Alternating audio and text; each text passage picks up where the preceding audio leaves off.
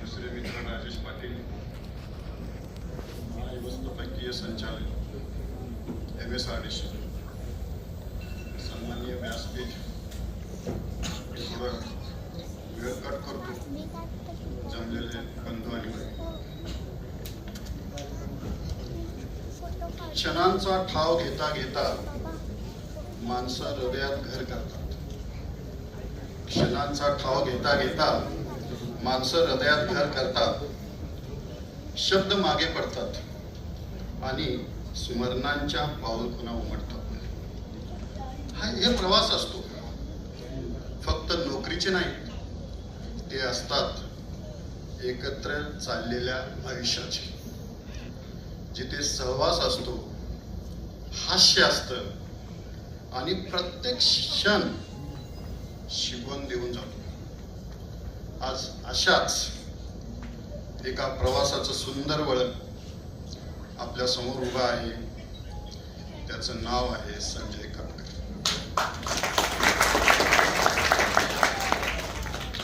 1996 साली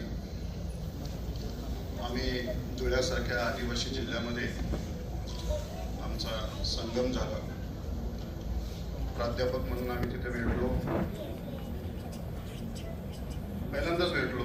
आता ते माझ्या कॉलेजचे सिनियर आहेत मला, परंतु तिथे आम्ही पहिल्यांदा भेटलो. ओळख झाली. ओळख काय, ओळखीचं रूपांतर मैत्रीमध्ये झालं. एक मैत्री दृढ झाली.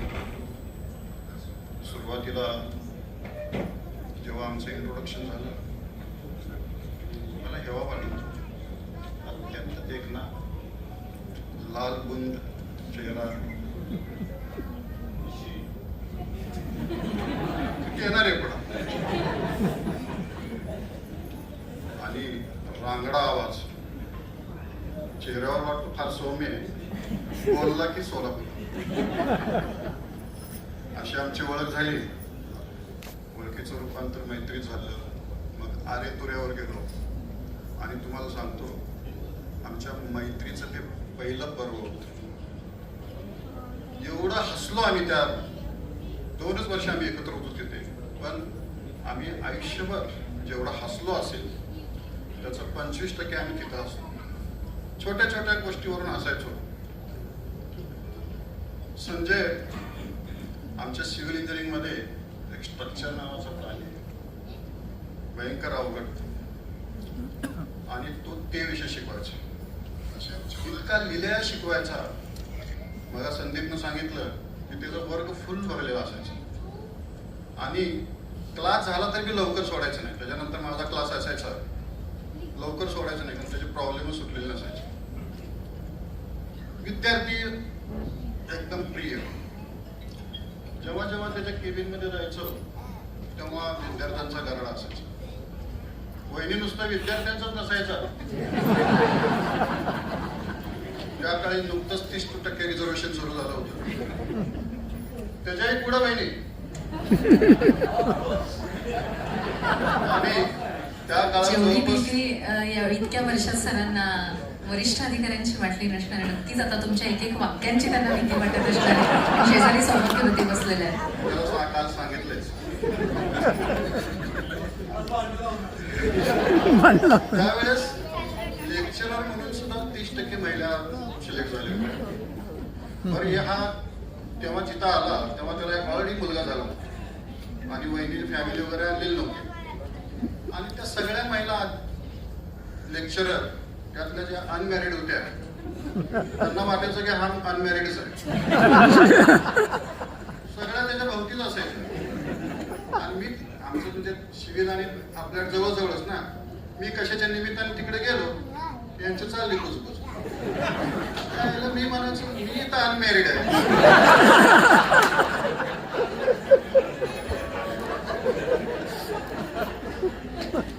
काले होते.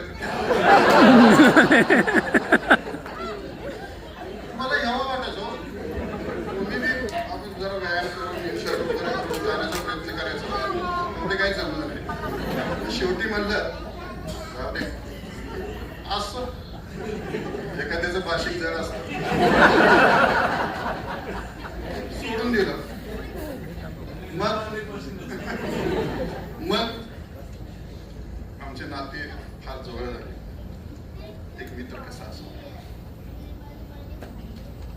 मी तिथे एकटा राहायचो, तो फॅमिली सोबत राहायचा. त्याचा नियमित दुपारचा डबा मी खायचो आणि माझा डबा आलेला तो खायचा. सोमवारची खिचडी, त्याची खिचडीची वाटच बघायचो. सोमवारची खिचडी, त्याचा सोमवार कायम उपवास असायचा. माझा नसला तरी अर्धी खिचडी मी संपवायचो. आणि एवढंच नाही, त्याला माहित असायचं की first, third, fifth Saturday Sunday मी तिथं असायचो. नेमकं 4 ते 5 इव्हनिंगला माझ्या रूम समोर हॉर्न वाजायचा आणि ती हॉर्न संजयच्या 2 व्हीलरची असायची आणि सनी समोर बसलेला असायचा. तो यायचा कशासाठी? की आपला मित्र आहे, एकटाच राहतो, कोणी ओळखीचं नाही, म्हणून माझ्याकडे 4-5 तास तिथं येऊन बसायचा, चहा पाणी व्हायचं, मला फिरवायचा. घरात जेवढा जास्तीत जास्त वेळ द्यायचा, तो उरलेला सगळा वेळ मला द्यायला यायचा. मार्केटला मंडईला चालला तरी माझ्याकडून मला घेऊन जायचा, आम्ही मंडई करायचो, मला माझ्या रूमवर सोडायचा. तेवढंच नाही, धुळे म्हणजे आदिवासी, तिथे जेवणाची खाण्याची त्या काळी फार काही चांगली सोय नव्हती आणि भयंकर तिखट. पण आवर्जून सण असो, रविवार असो, कधी मटण असेल काय असेल, मला तो घरी घेऊन जायचा. आणि वहिनीच्या हातचं जेवण म्हणजे मेजवानीच. अत्यंत चांगलं जेवण, म्हणजे तिखट असो, साधा असो, गोड असो, एकदम एक्सपर्ट. तर असा हा आमचा प्रवास धुळ्यामध्ये झाला. आणि तेवढ्यात आमचं फार गोडीनं चाललं होतं. ही एमपीएससी आहे, मला तर याचा काही गंध नव्हता. मग त्यांनी सांगितलं मला की फॉर्म भरतो सुद्धा. म्हणलं बरं. फॉर्म भरून मग त्याच्याकडे गेलो, त्याच्या लॅबमध्ये. सर म्हणलं काय, पुढं बसा. बसलो. ह्याचं काय आहे, ह्याला अभ्यास खूप करावा लागतो. ठीक आहे, नोट्स असतात आणि भरपूर पुस्तकं असतात. एवढा अभ्यास असतो? हो. मग त्यांनी सगळं स्वतःचं मला काढून दिलं. क्वेश्चन पेपर, नोट्स, सगळे पुस्तकं. आणि काय 10-12 पुस्तकं आम्हाला घ्यायची होती. त्यांनी सांगितलं हे 5 पुस्तक तू आणायचे, मी 5 पुस्तकं आणणार, तुझं वाचून झालं की मी वाचणार, माझं झालं की तू. आणि रोज तो स्ट्रक्चर विषय अवघड, मी त्याला सांगितलं संजय थोडं स्ट्रक्चरबद्दल मला समजावून घे, काळजी करू नका. आणि रोज मला न चुकता स्ट्रक्चर तो शिकवायचा. असं झालं, अभ्यास त्यांनी केला आणि लाभार्थी मी झालो. अतिशयोक्ती नाही, मी या मुख्य अभियंत्याच्या खुर्चीवर केवळ आणि केवळ त्याच्यामुळेच बसलो.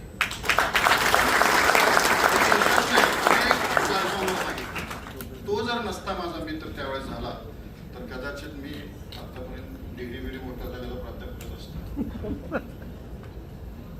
कसलीही स्पर्धा नाही. आता एखादा म्हणलं असतं याला काय सांगायचं, एवढं सगळं काय द्यायचं आहे माझे नोट्स द्यायचं, असलं कधीच नाही. मुसाफिर है हम भी, मुसाफिर हो तुम भी, किसी मोड़ पर फिर मुलाकात होगी.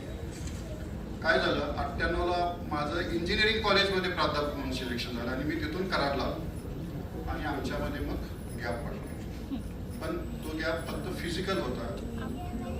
मला भेटण्यासाठी त्या काळी काय असायचं, एक्झाम्स जे झालेले असते त्याचे पेपर इतर कॉलेजमध्ये जायचे. जेव्हा जेव्हा त्याला संधी मिळायची की धुळ्याच्या कॉलेजचे पेपर कराडमध्ये किंवा साताऱ्यामध्ये किंवा सांगलीमध्ये यायचं असेल तर तेव्हा तो घेऊन आवर्जून यायचा. का? मला भेटण्यासाठी. तर अशी आमची मैत्री दृढ झाली. मग नंतर आम्ही PWD मध्ये आलो. PWD आल्यानंतर ट्रेनिंगला आमच्या बरोबर नव्हते, त्यांची बॅच वेगळी होती आणि त्यांची सगळी संटी बॅच होती. आम्ही आपले मिक्स सगळे. मग 2011 पर्यंत आम्ही एकत्र नव्हतो. आणि 2011 साली मी इथं होतो तेव्हा त्याची बदलीत चंदगडला लागली. त्याला घेण्यासाठी पप्पा आणि माझ्यामध्ये चढावड असायची. पप्पा म्हणायचं संजयला मी माझ्याकडे घेणार, मी म्हणायचो मी घेणार. पण पप्पाला मी या बाबतीत ऐकलो नाही, बरोबर नाही. 29 वर्षाच्या प्रवासामध्ये आम्ही 12 वर्ष एकत्र सर्व्हिस केली एका डिपार्टमेंटमध्ये.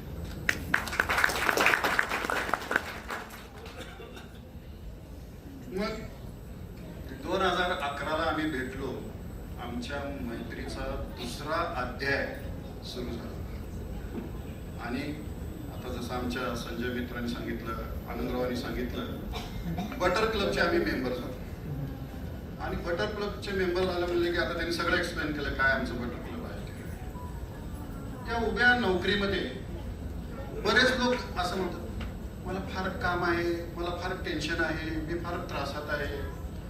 माझी सुद्धा 30 वर्ष सर्व्हिस झाली आहे. तुम्हाला कधी मी टेन्शन मध्ये किंवा मी फार कामात आहे असं कधी वाटलो का? कधीच नाही. टेन्शन ते आमचे वरिष्ठ आहेत. आम्ही नोकरीचं कधीच टेन्शन घेतलं नाही. हा, सगळ्यांनी सांगितल्याप्रमाणे पहिलं रोबो सारखं सकाळी उठायचं आणि व्यायाम मात्र करायचं, बघू बाकी सगळं. तर असं आमचं 2011 पासून प्रवास सुरू झाला. आणि इथं आमची कौटुंब जवळी निर्माण झाली. कारण तोपर्यंत फारसं काय कौटुंबिकरित्या आम्ही भेटलेलो नव्हतो. पण आता आमची कौटुंबिक आम्ही फिरायला एकत्र फिरायला जाणे हे जाणे. जसं संजयराव तुम्ही सांगितलं की आपण देश विदेश पर्यटनासाठी जायचो. आणि तुम्हाला सगळ्यांना माहिती आहे की जेव्हा आम्ही बाहेर जायचो तेव्हा माझी पूर्णतः काळजी, माझी बॅग घेणे, चालताना मला सपोर्ट करणे, चढताना सपोर्ट करणे. तो अर्थात दिवसात तो काळजी करायचा, रात्री मी करायचं. प्रत्येकासमोर काहीतरी असं वाटतं, अहो गोरण्याचा हो, रात्रभर मी झुंजत असतो. मला कधी झोप लागते, मला कधी त्याला 2 वेळा उठवायचो मी. अरे बाबा, आणि घरी आवानी झोपून सकाळी 7ला तयार, आम्ही आपले डोळे चोळत. तर अशी आमची मैत्री पुढे गेली. संजयचं वर्किंग बऱ्याच जणांनी सांगितलं. मी त्याच्या बरोबर 12 वर्ष एकत्र काम केले. अत्यंत जवळीक, म्हणजे मी वरचा अधिकारी, तो खाली, असं सहकार्य असायचो आम्ही. अत्यंत सरळ आहे. पोटात एक अजिबात नाही. जे ओटात आहे, जे पोटात आहे, सरळ. हसतमुख, जिंदादूत, प्रचंड कष्टाळू, हार्डवर्क म्हणजे त्याचं एक पॅशन आहे. आणि तांत्रिकदृष्ट्या सरकारने सांगितलं की काही लोक नुसतं सहाय्य करतात, बाप्पाने सांगितलं, आणि काही लोक वाचून सहाय्य करतात. तर हा पूर्णपणे वाचून समजून घेऊन सहाय्य करणारा अधिकारी. त्यामुळं त्याच्याकडचे कुठलेही प्रस्ताव माझ्याकडे आले की म्हणायचं बाबा पहिले सही करतो. ऑलरेडी एवढं सगळं तपासून आलेलं असतंय, मग आता आपण काही तपासून आहे. सरळ सह्या, अत्यंत निस्वार्थ. कुठल्याही कामासाठी कुठला माल इंटेन्शन त्याच्या मनामध्ये कधीच नव्हता. कोणीतरी मोळेकर साहेबांनी सांगितलं की काय इन्क्वायरी नाही. आयुष्याच्या 29 वर्षाच्या किंवा 30 वर्षाच्या सर्व्हिसमध्ये त्याला कुठल्याही वरिष्ठांचं एक कसलं चुकीचं पत्र नाही. आता बरेच वरिष्ठ व्यासपीठावर आहेत त्याच्यासोबत, राजेश पाटील साहेब सुद्धा आहेत. इतकं सरळ काम आणि कामासाठी. संजय, तुम्ही आमच्यासाठी गाईड, गुरु आणि गार्डियन आहात. त्याच्याकडे कुठली जबाबदारी दिली ना, आपण निश्चिंत राहायचं. मी 12 वर्षांमध्ये त्याला अनेक जबाबदारी दिली. पण एक जबाबदारीचा मी इथं उल्लेख करतो. आपल्याला सगळ्यांना माहिती आहे 2019 साली तो पूर आला होता. 2021 साठी पूर आला होता. तो 2019ला नव्हता इथं, 20ला इथे रत्नागिरीहून बदलून आला. 21ला जो पूर आला त्याच्या ज्युरिडिक्शनमध्ये फार नुकसान झालं होतं. लँडस्लाईडचं शाहूवाडी, गगनबावडा आणि पन्हाळा. तुम्हाला माहिती आहे पन्हाळा आणि ज्योतिबा कसला होता. मग हे सगळं झाल्यामुळं वर्ल्ड बँकचे अधिकारी, आम्ही काही IITचे प्रोफेसर्स वगैरे तपासणी करायला बोलतो. आणि या सर्कलच्या अंतर्गत 2 जिल्हे आहेत, सांगली आणि कोल्हापूर. मी त्याला त्या सांगली आणि कोल्हापूरचा कोऑर्डिनेटर केला की हे सगळं म्हणजे पाहुण्यांना अन्न बिन्न तू बघ आणि ते सगळं. मग आदल्या दिवशी सगळ्या पाहुण्यांना त्यांनी रिसिव्ह केलं आणि दुसऱ्या दिवशी मी इथला या ऑफिसचा मुख्यमधून भेटायला गेलो. त्याचं एक असं असायचं, जनरली डिपार्टमेंटमध्ये एखादी जबाबदारी दिली की इतकं निवळतात, मलाच का दिली साहेब, मला असं आहे, मला साहेब ते जमत नाही, मला साहेब तसं नाही. पण त्याचं उलट आहे, जबाबदारी दिली की त्याला जास्त एनर्जी येते. अहो दुसऱ्या दिवशी सकाळी 9ला मी गेलो, हा त्या नवीन सर्किट हाऊस आपलं झालेलं बा, तिथे मोबाईलवर बोलत होता. त्याला माहित होतं मी येणार आहे. मी आलो, हा बोलत होता इंग्लिशमध्ये, I want you to be there at 9:45. आज सकाळ सकाळी इंग्लिश कसं आहे?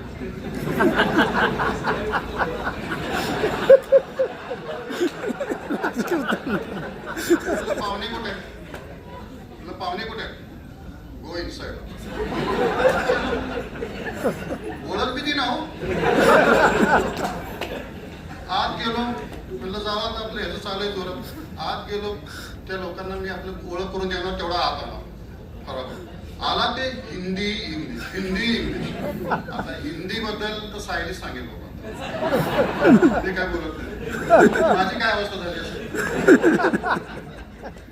त्याचा उलटा अर्थ असा आहे, एखादी जबाबदारी त्याच्याकडे दिली, काय नटून त्या दिवशी त्याला काय वाटलं वर्ल्ड बँकचे फार मोठे अधिकारी वगैरे येणार आहेत, त्यात काहीतरी थोडं एकदम कडक काळे केस, मिशी एकदम कडक, कपडे एकदम नवीन, शूज नवीन, थोडा वगैरे आलेला होता. पहिली त्यावेळेला मला वाटतं गडबडीतच केलं होतं.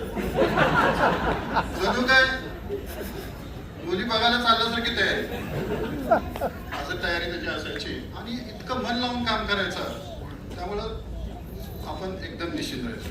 तर असे त्याच्या जीवनाचे, त्याच्या पर्सनॅलिटीचे पैलू आहेत. आमच्यासाठी संजय हा अत्यंत यशस्वी पुरुष आहे. मी यशस्वी पुरुषाची व्याख्या कशी करतो की जो पुरुष आयुष्याच्या सगळ्या प्लॅटफॉर्मवर सक्सेस असतो. पहिला प्लॅटफॉर्म म्हणजे त्याची नोकरी, त्याचं कर्म. दुसरं प्लॅटफॉर्म काय असतं? त्याचं कौटुंब. तिसरं प्लॅटफॉर्म म्हणजे समाजामध्ये त्याचं नाव. बरोबर. तर या तिन्ही प्लॅटफॉर्मवर अर्थात एक आहे बरं का, म्हणजे वहिनीवर आणणे होईल, घरच्या कामामध्ये त्याचं काय फारसं योगदान नाही. कामामध्ये म्हणजे वहिनींना त्यांनी फ्रीडम दिलं, पैसा दिला, पण घरचं मुलींचं शिक्षण, मुलांचं शिक्षण, त्यांचं सगळं करणं, त्यांची हेल्थ, त्यांचं मेडिकल, हक्कांचं सगळं करणं, हे सगळं वहिनीने लिडरशिपच्या क्वालिटीने केलं. ते वहिनीला क्रेडिट आहे. कसलंच घरचं काम नाही बरं का. आणि समजा त्यातून चुकून काहीतरी वहिनीने किंवा सायलीने त्याला काम सांगितलं, ते घरात काय अक्का बसवले, आई त्यांची काय छोटंसं काम सांगितलं, ते बघा आता त्यांना हाफिसचं काम करायचं का तुमचंच काम करायचं? म्हणजे घरात मी एक माणूस बसवलं होतं, लाडका